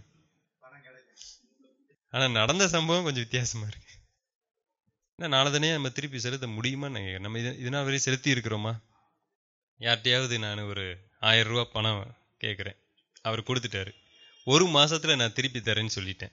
1 மாசத்துல என்னால் என்ன பண்ண முடியல? திருப்பி தர முடியல. இப்ப பார்த்தா 4-5 மாசம் ஆச்சு. லேவியராகம விதிப்படி நீங்க என்ன தெரியுமா செய்யணும்? ஏதாவது தவறு செய்துட்டீங்கன்னா, ஒருத்தருக்கு விரோதமா ஏதாவது பண்ணிட்டீங்கன்னா நாளத்தனையா திருப்பி செலுத்தணும். இந்த பணம் திருப்பி செலுத்துகிற விஷயம் லேவியராகமத்துல இல்ல. ஒரு இதை திருடிட்டா அல்லது ஒரு மாட்டை நீங்க தெரியாம கொன்று போட்டீங்கன்னா அதற்கு 4 மடங்கு கட்டி தீர்க்கணும். இப்ப அந்தது இல்ல. இப்ப நாம எப்படி இது பண்ணுவோம்னா, இதுதான் சிம்பிளா நாம செய்யக்கூடிய வேலை. நாளத்தனையா திருப்பி எனக்கா திருப்பி தர முடியுமா? 5000 ரூபாய் பிரதர் வச்சுக்கோங்க. அப்படி கூட அன்னைக்கு அறிக்கை செய்து தேவனை மகிமைப்படுத்தினாங்க. பாவ அறிக்கை செய்தல் அப்படிங்கிறது என்ன? சகை எப்படி பாவ அறிக்கை செய்தார் பாத்தீங்களா? இந்த மாய வித்தைக்காரர்கள் எப்படி பாவ அறிக்கை செய்தாங்க பாத்தீங்களா? ஒரு வீட்டுக்கு நான் சுவிசேஷம் சொல்ல போகும் பொழுது அவங்க ஒரு ரோமன் கேத்தலிக் அந்த இதுல இருந்தாங்க. அப்ப நான் அவங்க சுவிசேஷம் சொல்ல போனேன். ஆனா பார்த்தா அவங்க சில சத்தியத்தை என்கிட்ட போதிச்சாங்க. இல்லை, நாங்கள் எப்பயோ ஆண்டவரை ஏற்றுக்கொண்டோம். எங்களுடைய பார்த்தீங்களா, நாங்கள் முதல்ல நிறைய விக்கிரக ஃபோட்டோலாம், அதாவது இயேசு ஃபோட்டோலாம் வச்சுருந்தோம், அவருடைய இதெல்லாம் வச்சுருந்தோம். எல்லாத்தையும் என்ன பண்ணிட்டோம்? தூக்கி நாங்கள் போட்டு அந்த ஊழியக்காரர் எங்களுக்கு சொன்னார், எல்லாத்தையும் எரிக்க சொல்லிட்டாரு. எல்லாத்தையும் நாங்கள் என்ன பண்ணிட்டோம்? எரிச்சிட்டோம். அப்போ நான் கேட்டேன், ஏன் எரிச்சிங்க? அதெல்லாம் நீங்கள் பெரிய பெரிய நல்ல காஸ்ட்லியான கிஃப்டாக இருந்திருக்குமே, அதெல்லாம் நீங்கள் வீட்டில் வச்சு இல்லாட்டி வேற யாருக்காவது வித்து இருக்கலாம்ல. நான் அப்படிதான் சொன்னேன். நீங்கள் என்ன பண்ணியிருக்கலாம்? வித்து இருக்கலாம்ல. என்ன பிரதர் இப்படி சொல்லிட்டீங்க? அதெல்லாம் பாவம் பிரதர், அதை எப்படி நம்ம வித்து அதை எப்படி காசாக்க முடியும்? நான் சொன்னேன், ஒருவேளை ஒரு ஹிந்து இருக்கிறாரு, அந்த ஹிந்து வீட்டுக்கு போனா அநேக விக்கிரக ஆராதனை உள்ள போட்டோ இருக்கும். அதை நம்ம உடனே நம்ம என்ன சொல்றோம்? எடுத்து போட்டு எரிச்சிருங்கன்னு சொல்றோம். நல்லதுதான். அதே சமயத்துல ஒரு மோதிரத்துல ஒரு ஹிந்து விக்கிரகம் போட்டு ஒரு மோதிரம் பண்ணி இருக்கிறாரு. அதையும் என்ன பண்ணணும்? தீயில போட்டு எரிக்கணும்ல. அதை மட்டும் வேற இடத்துல கொடுத்து எப்படி மாத்திக்கிறாங்க பார்த்தீங்கன்னா, சாதாரணமா மாத்திக்கலாம். இதுதாங்க நாம செய்யற வேலை. எதெல்லாம் ஈஸியா எரிக்க முடியுமோ அதை என்ன பண்ணிடுவோம்? எரிச்சிருவோம். ஆனா எது காஸ்ட்லியான பொருளோ அதை வேறு விதமா மாத்திக்குவோம். 5 பவுன்ல ஒரு அழகான ஒரு விக்கிரக சிலையை மோதிரத்துல போட்டிருந்தா அதை குப்பையில தூக்கி போடலாம்ல. அதை மட்டும் போட மாட்டேன். ஆனா போட்டோ இருந்தா அதை என்ன பண்ணிடுவேன்? அது ஒண்ணுல எடுத்து எரிஞ்சிருவேன். எடுத்து எரியறது தப்பு இல்ல, எல்லா விஷயத்திலையும் கரெக்டா இருக்கணும். சொல்றது புரியுதா? நாம இப்படி பல இடங்கள்ல கோட்டை விட்டுக்கிட்டு இருப்போம். இது எல்லாவற்றுக்கும் மேல தேவன் இந்த மலை எல்லா விதத்திலையும் கணக்கு கேட்பார். எவ்வளவு ஜாக்கிரதையா நம்ம கிறிஸ்தவ வாழ்க்கை வாழணும். அன்னைக்கு மாய வித்தைக்காரங்க எப்படி அறிக்கை பண்ணாங்க பாத்தீங்களா? இதுதாங்க சரியான பாவ அறிக்கை. அங்க செய்தது இது நான் வரைக்கும் தவறு, அது எவ்வளவு காஸ்ட்லியா இருந்தாலும் பரவாயில்ல போடுங்க. நம்ம இப்படி அறிக்கை செய்யறோமா? ஆனா இன்றைக்கு நிலைமை தலைகீழா மாறி இருக்கு. முதல்ல எக்ஸ்மோலோ கோமா என்கிற ஒரு சத்தியத்தை சிந்தித்தோம். இது அறிக்கை செய்தலோடு சம்பந்தப்பட்டது, அறிக்கை துதித்தலோடு சம்பந்தப்பட்டது. இதற்கு அடையாளமாக பழைய ஏற்பாட்டு கால வசனத்தை சிந்தித்தோம். அப்ப என்னுடைய வாழ்க்கையில வெறும் வாயினாலே நான் அறிக்கை செய்தால் பத்தாது, கிரியையினாலேயும் அறிக்கை செய்யணும். அப்ப ஆராதனை அல்லது தேவனை மகிமைப்படுத்தல் என்பது இருதயத்தோடு சம்பந்தப்பட்டது. இது வெறும் வாயோடு சம்பந்தப்பட்டதல்ல. அடுத்து நாம எக்ஸ்மோலோ கோமாய்க்கு அடுத்து என்ன வார்த்தை நம்ம எழுதி போட்டோம்? ஏலோ கெட்டோஸ் என்கிற ஒரு வார்த்தையும் நாம் எழுதி போட்டோம். இது தேவனை உயர்த்தி சொல்லுவதற்காக பயன்படுத்தப்பட்ட ஒரு வார்த்தை. நாம் அடுத்த வார்த்தையை சிந்திக்க போகிறோம், யுகாரிஸ்டியோ. ஏன்னா இந்த உயர்த்தி சொல்லப்பட்ட ஒரு வார்த்தை அது பொதுவாக தேவனை மகிமைப்படுத்தக்கூடிய வார்த்தையில போய் அடங்குகிறது. அதனால அடுத்து தேங்க்ஸ், நன்றி செலுத்துவதற்குரிய ஒரு காரியமும் தேவனை துதித்ததிலே அடங்கி இருக்கிறது, தேவனை மகிமைப்படுத்துதல்ல, அந்த யுகாரிஸ்டியோ. அப்ப தேவனை நன்றி செலுத்துதல், தேவனுக்கு நன்றி செலுத்துதல், இதை குறித்து நமக்கு இருக்கக்கூடிய அந்த கொஞ்ச நேரத்துல நம்ம சிந்திப்போம். பொதுவாக யார் தேவனுக்கு நன்றி செலுத்த முடியும்? தேவன் தனக்கு செய்ததை உணர்ந்தவர்கள் மாத்திரம்தான் நன்றி செலுத்த முடியும். உண்மைங்களா? நிச்சயமா அதான் உண்மை. தேவன் 2 தூதர்களை இந்த பூமிக்கு அனுப்புனாராமா. ஒரு தூதன்ட்ட அவர் சொன்னாராமா, நீ மனிதர்களுடைய ஒரு கூடை எடுத்துட்டு போ, மனிதர்களுடைய ஜெபத்தை எல்லாம், பிரேயர் எல்லாம் நீ கலெக்ட் பண்ணிட்டு வா. நிறைய மக்கள் ஜெபிப்பாங்க, அந்த ஜெபத்தை எல்லாம் நீ கலெக்ட் பண்ணி வந்துரு. இன்னொரு தூதனை, நீ வாப்பா, நான் என்ன பண்ணணும், மனிதர்கள் நன்றி சொல்லுவாங்க, தேங்க்ஸ் சொல்லுவாங்க அல்லவா, நீ போய் அந்த நன்றி எவ்வளவு வருதோ அதை எல்லாத்தையும் என்ன பண்ணிட்டு கலெக்ட் பண்ணிட்டு வந்துரு. இவங்க 2 பேரும் போனாங்க. இந்த நன்றியை கலெக்ட் பண்ண போனவர் அப்படி போன உடனே திரும்பி வந்துட்டாரு. 2 செகண்ட் தான். என்னப்பா அவ்வளவு சீக்கிரமா வந்துட்ட? அவ்வளவுதான் ஆண்டவரே, நன்றிகள் இருக்கு, அவ்வளவுதான், நான் கலெக்ட் பண்ணிட்டு வந்துட்டேன். ஆமா, இந்த பிரேயரை கலெக்ட் பண்ண சொல்லி போனாரே அவர் இன்னும் கலெக்ட் பண்ணிட்டு இருக்கிறாருங்க. கூடயே அவரால் வரவே முடியல. என்ன ஆயிட்டு இருக்காங்க, ஜெபம் நிறைய வந்துகிட்டே இருக்கு. இவரும் பாக்குறாரு கலெக்ட் பண்றாரு, கடைசி வரைக்கும் இவர் போகவே முடியல. அவ்வளவு ஜெபங்கள். இது விளையாட்டுக்கு நம்ம சிறு பிள்ளைகளுக்கு சொல்லுவதுண்டு. நம்ம அதிகமா என்ன பண்ணுகிறோம்னா, அதிகமா என்ன பண்றோம், ஜெபிக்கிறோம், அதிகமா நன்றி செலுத்துறது கிடையாது.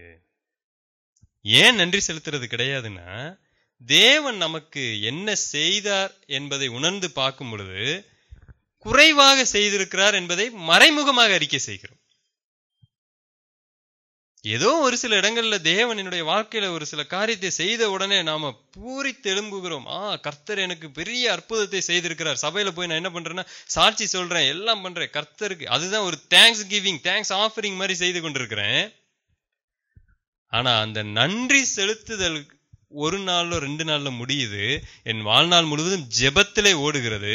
வேதம் நன்றி செலுத்துதலை எப்படி போதிக்கிறது அப்படிங்கிறத நம்ம சிந்திக்க போகிறோம். ஏன்னா இதுவும் ஆராதனையோடு சம்பந்தப்பட்ட ஒன்று.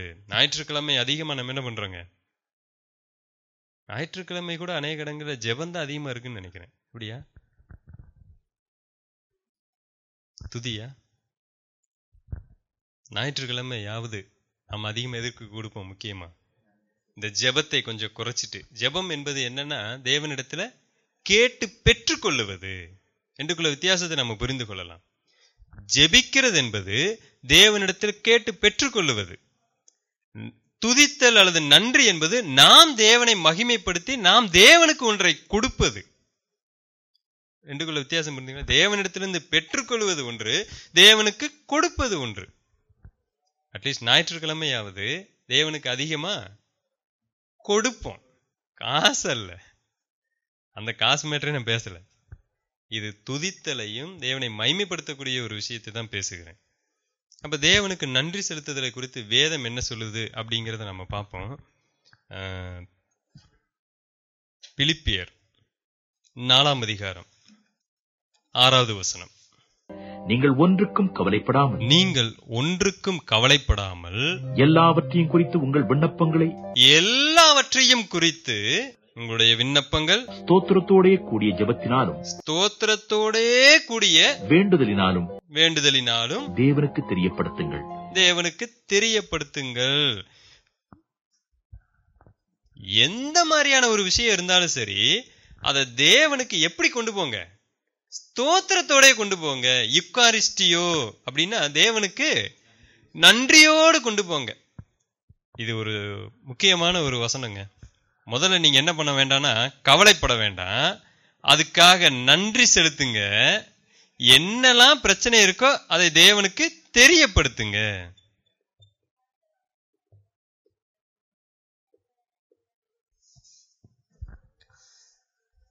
கவலைப்படுதல் பாவமா? வேதத்துல எங்கேயாவது போட்டிருக்கா? மத்திய 6ஆம் அதிகாரத்தை நம்ம வாசிக்கிறோம். நீங்கள் ஒன்றுக்கும் கவலைப்படாதிருங்கள் அப்படின்னா, கவலைப்பட்டோம்னா இட் இஸ் சின், பாவம். ஆனா துக்கம் கவலை கிடையாதுங்க.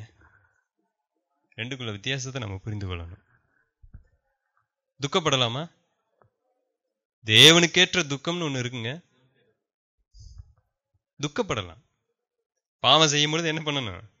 துக்கப்படணும், வேதனைப்படணும், அழுகணும். இதெல்லாம் கவலை கிடையாது. கவலைக்கு அதுக்கு என்ன வித்தியாசம்னா, கவலை என்பது நம்பிக்கை இல்லாத ஒரு சூழ்நிலை. தேவன் கவலைப்படுவாரா? ஒருபோதும் கவலைப்பட மாட்டாரு. ஆனா தேவன் துக்கப்படுவாரா? அன்றியும் நீங்கள் மீட்கப்படும் நாளுக்கென்று முத்திரையாக பெற்ற பரிசுத்த ஆவியை துக்கப்படுத்தாதிருங்கள். தேவன் அழுவாரா? அழுதிருக்கிறாருங்க. பழைய ஏற்பாடு முழுவதுமாகவே அவர் கண்ணீர் விட்டதை வேதாகம் முழுவதும் வாசிக்கலாம். புதிய ஏற்பாட்டில் இயேசு கிறிஸ்து அழுதார்.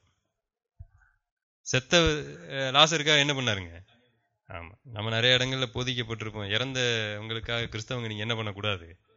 கண்ணீரை விடக்கூடாது, அது பாவம். நான் அப்படி ஒரு நாளும் போதிக்கவே மாட்டேன். அப்படி பார்த்தா இயேசு கிறிஸ்து தான் முதல் பாவம் செஞ்சவர். அங்க வேதவசனம் தெளிவா சொல்லுது, 1 தெசலோனிக்கேயர்ல, அன்றியும் நீங்க வெளியில இருக்கிற அஞ்ஞானிகளை போல துக்கப்பட்டு அழாதீங்க. அப்படின்னா என்ன அர்த்தம்? பிரிவின் துயரம் இருக்கு, வேற விதமான துக்கம். இவ்வளவு நாளா நம்மோடு இருந்தவங்களையாச்சே, இனிமேல் நம்ம அவங்கள பார்க்க கொஞ்சம் நாள் ஆகுமே, அந்த ஒரு வேதனை இருக்கும். அவங்கள மாதிரி வேதனை இல்லை. அதனாலதான் அஞ்ஞானிகளை போல நீங்க துக்கப்படாதீங்க. உங்களுக்கு ஒரு பழகுன அந்த துக்கம். அப்ப நமக்கு வாழ்க்கையில நடக்கக்கூடிய எல்லா சம்பவங்கள், எப்படிப்பட்ட சூழ்நிலையும் நீங்க கவலைப்படாம இருக்கணும் அப்படிங்கிறது வேதம் நமக்கு கொடுக்கிற கட்டளை. கவலைப்படாம இருந்தோம்னு சொன்னா அடுத்த நிமிஷம் என்ன நடக்கும் தெரியுங்களா? நன்றி செலுத்துவோங்க. யார் கவலைப்படாமல் இருக்க முடியும்னு ஒரு கேள்வி கேட்டு பாருங்க. தேவனை விசுவாசிக்கிறவர்களா? தேவனை அறிந்தவர்கள்? இன்னும் கொஞ்சம் நல்லா சொல்லலாமே. இப்ப என்னுடைய வாழ்க்கையில திடீரென்று பயங்கரமான ஒரு சோகம். கிரஹாம் ஸ்டெயின் உங்களுக்கு தெரியும்ல? நம்ம எரித்து கொண்டவங்க, அவங்க பையன் தீமோத்தி, 2 பேரு. இவர் ஜீப்போட வச்சு என்ன பண்ணாங்க? எரித்து கொண்டாங்க. அப்ப அந்த அம்மா, இதுக்காக நான் கவலைப்படலைன்னு ஒரு வார்த்தை சொன்னாங்க. ஏன் அவங்க கவலைப்பட்டு இருக்க மாட்டாங்க? அவங்க ஒன்றை தெரிந்து கொண்டாங்க. கர்த்தர் என்னுடைய வாழ்க்கையில அனுமதிக்கக்கூடிய எல்லா சூழ்நிலைகளையும் முதல்ல ஒன்று தெரிந்து கொண்டாங்க. அவர் அனுமதிக்காமல் அது வந்திருக்காது. So he allowed it. நிச்சயமா அவருக்கு நன்றாக தெரிந்து அவர் என்ன பண்ணியிருக்கிறார், அதை அனுமதித்திருக்கிறார். ஏதோ ஒரு நன்மைக்காக என்ன பண்ணியிருக்கிறார், அதை அனுமதித்திருக்கிறார். இதுதானே உண்மை. 100% அதாங்க உண்மை. அதுல என்னங்க நன்மை? அந்த 3 பேருடைய ஒரு சாவு இன்றைக்கு அந்த ஊர்ல இருக்கிற எத்தனையோ பேரை கர்த்தருக்குள்ளாக வழிநடத்தி இருக்குங்க.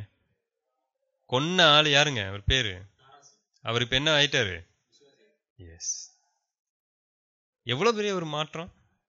அந்த தாராசிங் மனமாற்றம் அடைந்தது மாத்திரமல்ல, அவங்க இருக்கக்கூடிய பலர் மனமாற்றம் அடைந்ததற்கு இந்த 3 பேர் தங்களுடைய ஜீவனை கொடுத்திருக்கிறாங்க. அப்ப அந்த அம்மா என்ன அடுத்து சொல்லி ஆகணும்? எதுக்கெல்லாம் நன்றி செலுத்த முடியும்னா, நம்முடைய வாழ்க்கையில நடக்கிற எல்லா சம்பவத்துக்கும் நம்ம என்ன பண்ண முடியும்? நன்றி செலுத்த முடியும். என் கால் உடைஞ்சு போனா கூட நன்றி செலுத்த முடியும். கடந்த வாரத்தில் என்னுடைய சபையில ஒரு உதாரணம் சொன்னேன். அது ஒருத்தருக்கு ஆஸ்துமா வந்துருச்சு. ஆஸ்துமாவுக்காக நன்றி செலுத்த முடியுமா? ஆஸ்துமா வியாதி வந்துருச்சு. ஆஸ்துமா வியாதிக்காக நன்றி செலுத்த முடியுமா? அப்படி அந்த ஆஸ்துமா வியாதி வந்தவர் காடுகளுக்குள்ள போய் சுவிசேஷத்தை சொல்ல போனாராமா. அப்படி அவர் சுவிசேஷம் சொல்ல போகும் பொழுது ரொம்ப ஒரு காட்டுவாசிகள் மத்தியில போய் மாட்டிக்கொண்டார். அவங்க நரமாம்சம் சாப்பிடக்கூடியவங்க. அப்ப அவங்க என்ன பண்ணாங்க, இவரை நல்லா வெள்ளை வெள்ளைன்னு இருக்கிறாரு, நல்லா இன்னைக்கு சாப்பாடு அப்படின்னு பிடிச்சிட்டு போய் கட்டி வச்சுட்டாங்க நைட்டு. மறுநாள் காலையில நம்ம சாப்பிடலாம் அப்படின்னு சொல்லிட்டு மறுநாள் காலையில எல்லாம் ஆயத்த பணிகளை செய்து கொள்ளலாம்னு தூங்கும் பொழுது இவர் நைட்டெல்லாம் இருமி இருக்கிறார். அப்ப அவங்க பார்த்துட்டாங்க, இவனை சாப்பிட்டோம்னா நமக்கு என்ன வந்துடும், வியாதி வந்துடும், இவன் இவ்வளோ பெரிய ஒரு ஆஸ்துமா பேஷண்டா இருக்கிறான் அப்படின்னு சொல்லிட்டு வேலையா காலையில் எந்திரிச்சவனே அவனை அவுத்து விட்டு, நீ இந்த ஏரியாவில இருக்காத, ஓடிரு அப்படின்னு. அவர் ஓடும் போது, ஆண்டவரே எனக்கு கொடுத்த ஆஸ்துமாவுக்காக ரொம்ப நன்றி. அப்ப எல்லாத்துக்கும் நன்றி செலுத்த முடியுமா? கர்த்தருக்கு தெரியாம என்னுடைய வாழ்க்கையில எதுவுமே நடக்காது என்பதை உணர்ந்தவங்க முதல்ல கவலைப்பட மாட்டாங்க, அடுத்து நன்றி செலுத்துவாங்க. நாம இன்றைக்கு எதற்கெல்லாம் நன்றி செலுத்துறோம்னா, எனக்கு தேவன் ஏதோ ஒன்றை செய்து எனக்கு அது பிடிச்சிருந்தா நான் அதை நன்றி செலுத்துறேன். ஓ ரைட், நான் கேட்டதோ அல்லது எனக்கு நான் கேட்காமலே சில நன்மையானவைகள் வந்திருக்கும், ஆண்டவரே உமக்கு ஸ்தோத்திரம்னு சொல்லி இருப்போம்.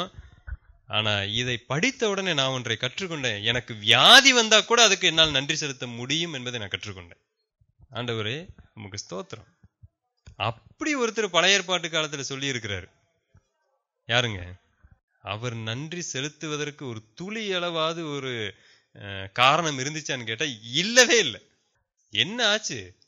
பிள்ளைய செத்து போயிட்டாங்க, எல்லாமே போச்சு, வீடு இல்ல, உடம்பெல்லாம் பயங்கரமான மோசமா போய் கிடக்குது. அப்ப அவர் என்ன தெரியுமா சொன்னாரு? கர்த்தர் கொடுத்தார், கர்த்தர் எடுத்தார், கர்த்தருடைய நாமத்துக்கு ஸ்தோத்திரம், நன்றின்னு சொன்னாருங்க. நீங்க யோபு 1:21 வாசிக்கலாம் அந்த வசனத்தை. அப்ப நம்மளால நன்றி செலுத்த முடியுமா? ஏதோ நன்மையான காரியங்கள் வரும் பொழுது போய் சபைக்கு முன்னாடி ஏறி நின்று சாட்சி சொல்லுவது உலகத்துல எல்லாரும் சொல்ல முடியும், அது பெருமையான ஒரு விஷயம். கர்த்தர் எனக்கு இதை செய்தார், இதை சொல்லுவதற்கு ஏதாவது இருக்கா? இது பெருமையான விஷயங்க. 4 பேர் உங்களை மதிப்போட பார்ப்பாங்க, பரவாயில்ல கர்த்தர் இதை செய்திருக்கிற அந்த சகோதரர் நல்ல உண்மையா இருப்பாரு போல் இருக்கு. இதுல ஒண்ணு இல்லை. நம்முடைய வாழ்க்கையில நடக்க முடியாத சம்பவங்களுக்கு கூட போய் நன்றி செலுத்த முடியும் என்று சொன்னால் அதுலதான் ஒரு மகிமை அடங்கி இருக்கு. ஒரு ஊழியர் தங்களுடைய சபையில இந்த மாதிரியான சத்தியத்தை போதிக்க ஆரம்பித்தால் 4 பேர் கூட சபையில இருக்க மாட்டாங்க. முதல்ல கவலை என்பது ஸ்தோத்திரத்தோடு அடங்கி இருக்கு. அடுத்து நன்றி செலுத்தணும். அடுத்து ஒரு அற்புதமான வசனம் இருக்கு. அப்படி உங்களுக்கு பிரச்சனையா தோன்றக்கூடிய எல்லாவற்றையும் என்ன பண்ணுங்க? தேவனுக்கு தெரியப்படுத்திருங்க. ஆண்டவர் அவற்றையெல்லாம் என்ன பண்ணிடுவாரு? தலைகீழாக. அப்படி போட்டிருக்காங்க. அங்க என்னங்க போட்டிருக்கு? அப்படி வேண்டுதலினாலும் தேவனுக்கு தெரியப்படுத்துங்கள், அப்பொழுது எல்லா புத்திக்கும் மேலான தேவ சமாதானம் உங்கள் இருதயங்களையும் உங்கள் சிந்தைகளையும் கிறிஸ்து இயேசுவுக்குள்ளாக காத்துக்கொள்ளும். எப்ப தேவ சமாதானம் வரும்னு கேட்டீங்கன்னா, இந்த பிரச்சனையெல்லாம் பார்த்து கொள்ளுவதற்கு எனக்கு ஒரு தகப்பன் இருக்கிறார் என்கிற ஒரு விசுவாசம்தான் எனக்கு சமாதானத்தை கொடுக்கணும். அதை அவர் மாத்துவாரு.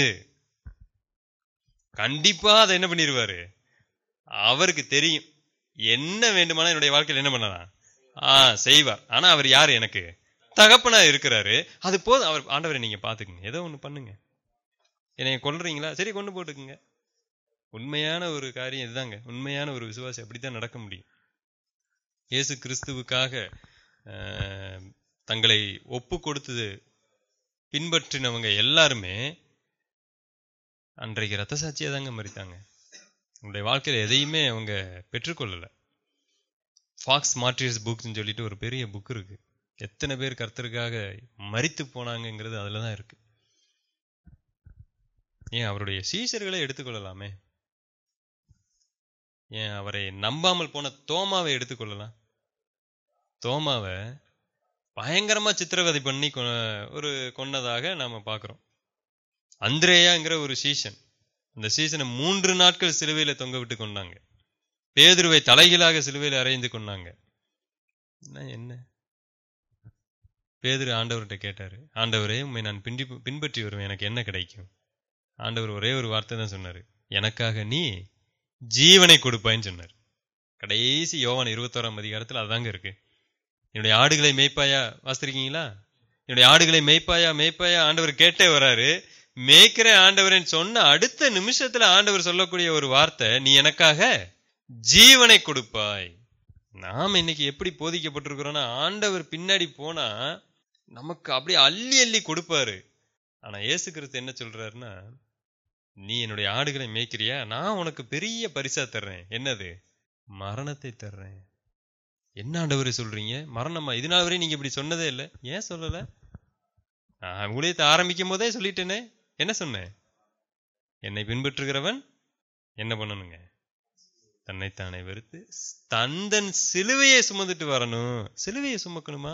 சிலுவையை தானே சுமக்க சொன்னீங்க. சிலுவையை சுமந்துட்டு எங்க நான் போனேன்? மரிக்க நான் போனேன். அப்போ நீங்க உங்க சிலுவையை சுமந்துட்டு எங்க போயாகணும்? மரிக்க போயாகணும். என்ன பிரதர் சொல்றீங்க? இந்த உலகத்திலே நாம் இப்பொழுது சிலுவையை சுமக்கிற அனுப்பப்பட்டவர்கள் அல்லது நியமிக்கப்பட்டவர்கள். ஒரு கதை உண்டு, சிலுவையை சுமக்கிற ஒரு கதை. ஒரு மனிதன் அப்படிதான் சிலுவையை அப்படியே சுமந்து கொண்டு போனா, நம்ம ஊர்ல இருக்கிற எல்லா ஜனங்களும் கிறிஸ்துவை பின்பற்றி அப்படி சிலுவையை தூக்கிட்டே போயிருக்கிறாங்க.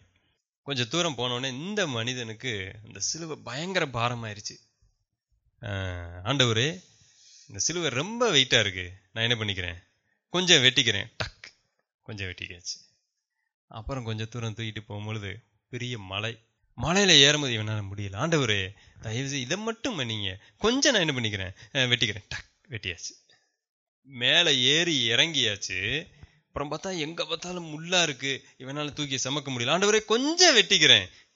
இப்ப வெயிட்லெஸ்ஸா இருக்கு சிலுவை. எல்லாரையும் விட வேகமா இவன் போக முடியுது. எல்லாம் கஷ்டப்பட்டு வர்றாங்க. கடைசியில பார்த்தா ஒரு பெரிய பிளவு இருக்கு. அந்த பக்கம் ஆண்டவர் நின்றுட்டு இருக்கிறாரு. வாங்க வாங்கன்னு சொல்லிட்டு இருக்கிறாரு. இவன் தான் முன்னாடி ஓடிட்டு இருக்கிறான். ஆண்டவரே எப்படி வர்றது, இவ்வளவு பெரிய பிளவு இருக்கு, ஏதாவது ஒண்ணு பண்ணுங்க. நீ தான் தூக்கிட்டு வந்தே, அந்த சிலுவை என்ன பண்ணு, அதுல போட்டு அது மேல நடந்து வந்துரு. இவன் சிலுவையை போட்டா சிலுவை உள்ள போயிடுச்சு. பின்னாடி வந்தவங்க எல்லாம் சிலுவையை போட்டு அதன் மேல என்ன பண்ணாங்க, நடந்து போனாங்க. இது கதை தான். ஆனா நம்ம சிலுவையை சுமக்க இந்த உலகத்துல நியமிக்கப்பட்டிருக்கிறோம் அப்படிங்கிறது நிறைய பேர் தெரியல. பவுல் சொல்லுவார், உபத்திரவங்களுக்காகவே நாம் என்ன பண்ணப்பட்டிருக்கிறோம், நியமிக்கப்பட்டிருக்கிறோம். இந்த எண்ணம் ஏன் எனக்குள்ளாக வரமாட்டேங்குது?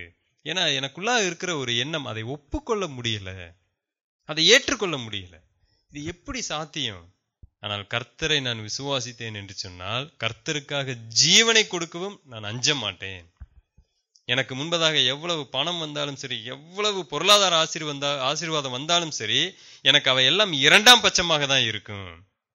தேவனே அள்ளி என்னுடைய வாழ்க்கையில கொடுத்தாலும் சரி, அதையெல்லாம் எப்ப வேணுமானாலும் துச்சமென மதித்து தூக்கி எறியதற்கு கூட நான் கவலைப்பட மாட்டேன். என்னுடைய வீட்டுல 10 கார் நின்னாலும் சரி, அதை துச்சமா மதித்து தான் அதை நான் பயன்படுத்தி கொண்டிருப்பேன். அவ்வளவுதாங்க, வேற ஒண்ணும் இல்லை. அப்ப எல்லா சமயத்திலும் என்னால நன்றி செலுத்த முடியுமா? ஒன்னை மட்டும் ஞாபகத்துல வைத்துக் கொள்ளலாம், கர்த்தர் என்னுடைய வாழ்க்கையில எல்லா சூழ்நிலையும் அனுமதிக்கிறார் என்பதை நீங்க உணர்ந்து கொள்ளுங்க. அன்றியும் அவருடைய தீர்மானத்தின்படி அழைக்கப்பட்டவர்கள் அவரிடத்தில் அன்பு கூறுகிறவர்களுக்கு சகலமும் நன்மைக்கு ஏதுவாக நடக்கிறது என்பதை நாம் நம்பினோம் என்று சொன்னால், அடுத்த நிமிஷம் நாம் நன்றி செலுத்துவோம். என்னுடைய வாழ்க்கையில நடக்கக்கூடிய எல்லா சம்பவங்களுக்கும் அவர் காரணம் சொல்ல வேண்டிய அவசியம் அல்ல. எல்லாத்துக்கும் காரணம் சொல்லணுமா? சொல்ல வேண்டிய அவசியம் அல்ல. இருட்டில் நின்று கொண்டிருக்கிறீங்க, பஸ் எதுவுமே இல்லை, ஒருத்தர் லிஃப்ட் கேட்குறீங்க. ஆண்டவரே எனக்கு எப்படியாவது யாராவது லிஃப்ட் கொடுக்கணும். ஒரு ஆள் வர்றாரு, ஆனால் உங்களை ஏற்றாமல் போயிடுறாரு. உங்களுக்கு மன சோர்வு அடைகிறீங்க. ஏன் ஆண்டவரே இப்படி பண்ணிட்டீங்க? ரொம்ப நேரம் நிற்கிறீங்க. கடைசியில் உங்களுக்கு மனதெல்லாம் வெறுத்து நடந்தே போகிறீங்க. நடந்து போகும்போது தான் தெரியுது, முன்னாடி லிஃப்ட்டில் வாங்கிட்டு போனவன் அங்கே அடிபட்டு கீழே விழுந்து செத்து கிடக்கிறான். அப்போ உங்களுக்கு ஒன்று புரியுது, ஓ தேவன் இதற்காக தான் என்ன பண்ணல, என்னை அதோட அனுப்பல. இது ஒரு உதாரணத்துக்கு தான். இப்படி நாம தெரிந்து கொண்டதுக்கு அப்புறம் தான் நம்ம என்ன பண்ணுவோம், நன்றி செலுத்துவோம். ஆனா அதையும் முன்னாடியே செலுத்தக்கூடாது. ஆண்டவரே இந்த மனிதன் நிக்காமல் போனதுக்கு என்னது நன்றி, எதற்காகவோ நீங்க இதை செய்திருக்கிறீங்க. தேவன் ஒவ்வொரு விஷயத்திற்கும் காரணம் சொல்லுவார் அப்படின்னு நம்ம எதிர்பார்க்கவே கூடாது. அவர் அண்ட சராசரங்களையும் இயக்குகிற தேவன். என்னுடைய வாழ்க்கையில அவர் அனுமதிக்கக்கூடிய எல்லா சம்பவங்களுக்கும் ஒரு காரணம் உண்டு. ஏன்னா நான் அவருடைய பிள்ளை. அது தெரிய வேண்டிய அவசியம் இல்லை ஆண்டவர், எனக்கு தெரிய வேண்டிய அவசியம் இல்லை. ஆனா நான் உங்களுக்கு நன்றி செலுத்துறேன். அதாங்க எல்லா சூழ்நிலைகளும் இங்க தேவனுக்கு ஸ்தோத்திரம் செலுத்துங்க. எபேசியர் 5ஆம் அதிகாரம் 18வது வசனத்தை வாசிங்க. துன்மார்க்கத்திற்கு ஏதுவான மதுபான வெறி கொள்ளாமல் ஆவியினால் நிறைந்து சங்கீதங்களினாலும் கீர்த்தனைகளினாலும் ஞான பாட்டுகளினாலும் ஒருவருக்கொருவர் புத்தி சொல்லிக் கொண்டு உங்கள் இருதயத்தில் கர்த்தரை பாடி கீர்த்தனம் பண்ணி நம்முடைய கர்த்தராகிய இயேசு கிறிஸ்துவின் நாமத்தினாலே எப்பொழுதும் எல்லாவற்றிற்காகவும் பிதாவாகிய தேவனை ஸ்தோத்திரித்து தெய்வ பயத்தோடே ஒருவருக்கொருவர் கீழ்ப்படிந்திருங்கள். இந்த வசனத்துக்காக தான் அதை வாசிக்க சொன்னேன். நம்முடைய கர்த்தராகிய இயேசு கிறிஸ்துவின் நாமத்தினாலே எப்பொழுதும் எல்லாவற்றிற்காகவும் பிதாவாகிய தேவனுக்கு நன்றி செலுத்துங்கள். அதனாலதான் இந்த 18வது வசனம் எப்படி ஆரம்பிக்குதுன்னா, நீங்கள் ஆவியினாலே முதல்ல என்ன பண்ணுங்க. நிறைய சமயத்துல ஆவியினால் நிறைந்து அப்படிங்கிறது நம்ம பல விஷயங்கள் செய்வோம். எல்லாவற்றுக்கும் நான் என்னால் ஸ்தோத்திரம் செலுத்த முடியும் எப்ப, நான் ஆவியினால் நிறையும் போது.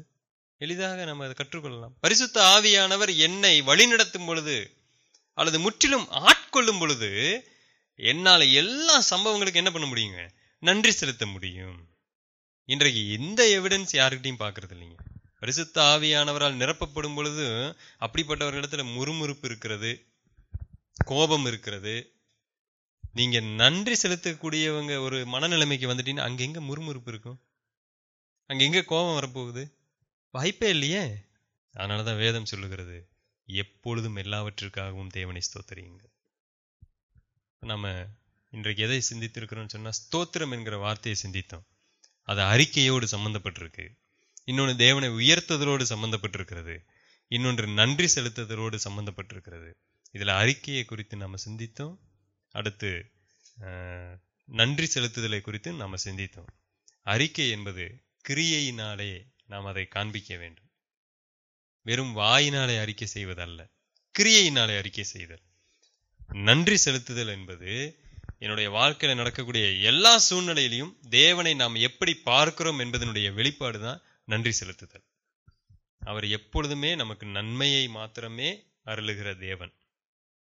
ஆனால் நாம் நன்மை என்பதற்கு பல விளக்கங்கள் வைத்திருக்கிறோம்.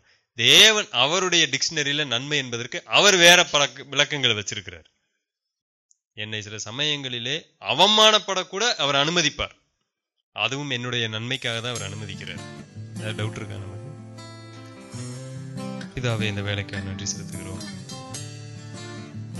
உடைய நாமத்தை நாங்கள் மகிமைப்படுத்துவதற்கு எங்களுக்கு பல வாய்ப்புகளை ஏற்படுத்தும்.